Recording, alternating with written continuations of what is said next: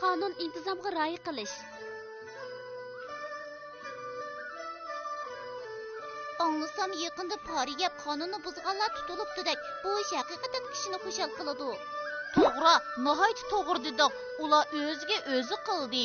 To'g'ri deding. Amaldorlar xalq uchun xizmat qilmasa, uyga qaytib tatliq yang yasatqini yaxshi.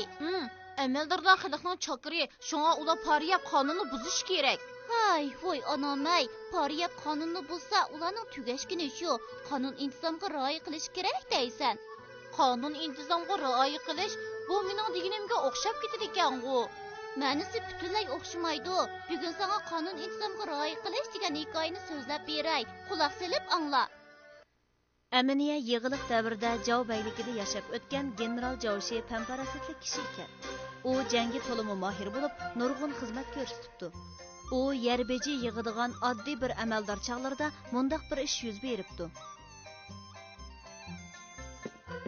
Uyda adam bormi? Yarbejini topshirasizsiz.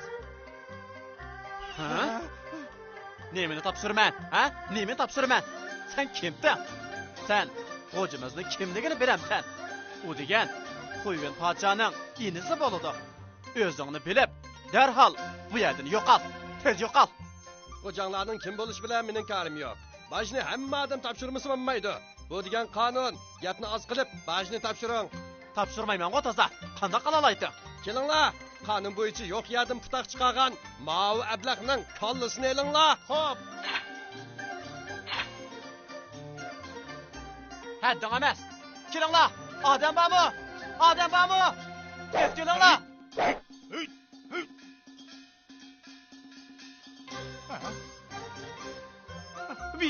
Bigim. Chatoq bo'ldi. Qo'jidorni birsi o'ldirib o'tibdi. Nima? Buni anglagan Jaoshing ochiqdan yerilib ketayla debdi. Yaxshi-g'o Jaoshi. Endi mening qanday qilganligimni ko'rib qo'y. Jaoshi Jaoshingning ochiqlanganligidan xabar tepib, uning oldiga beribdi.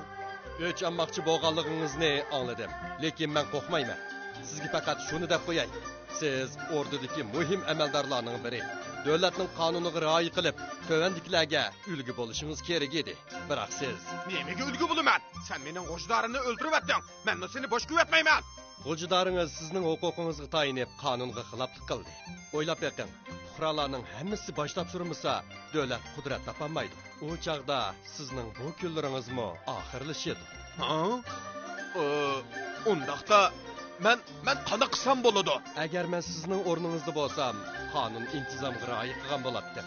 Mushunda qilgandilar, fuqarolar sizni hurmatlaydi, sizdan o'ginadi. Davlatmi qudrat topadi. Ha, gaplaringiz o'rinliq. Bu gaplaringizni angla, sal xijil bo'lib o'taman. Siz haqiqatan pok amaldor ekansiz. Bundaq bo'lsa, sizni akam Xuyven podshohga tanishtirib qo'yay. Mansivingizni o'stirib, butun davlatning bejiga mas'ul qilib tayinlasin. Bu ibora tarixiy xotirlar, degan Bolin Shangrudan elingan bo'lib, davlatning qonun nizomlariga aniq rioya qilish hamda ishlarni qonun bo'yicha bir taraf qilishni bildirdi. Tushundinglarmi?